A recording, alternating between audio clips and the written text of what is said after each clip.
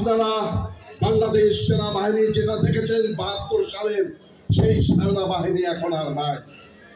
আমরা এখন যুদ্ধোপযোগী এবং যে কোনো শত্রু মোকাবেলায় প্রস্তুত। আপনারা আর আস্ফালন তুলবেন না। ইস্টার্ন সেক্টর, ইস্টার্ন কমান্ড কোথানের ভয় আমাদেরকে দেখাবেন না।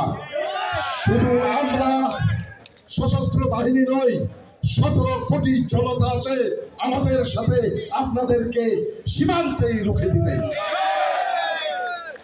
আর বক্তব্য নয়, আমরা আজকে যে জন্য উপস্থিত হয়েছি সেই অনুষ্ঠানে আমরা চলে যাব। আমি একজন মুক্তিযোদ্ধা হিসেবে আমি আপনাদের সবাইকে এবং একজন সামরিক অফিসার হিসেবে আমি আপনাদের সবাইকে আজকের এই অনুষ্ঠানে উপস্থিত হয়ে আমাদের এবং জনগণের সাথে একাত্মতা হওয়ার জন্য অন্তরের অন্তঃস্থল থেকে কৃতজ্ঞতা জানাচ্ছি। সবাইকে ধন্যবাদ। বাংলাদেশ জিন্দাবাদ।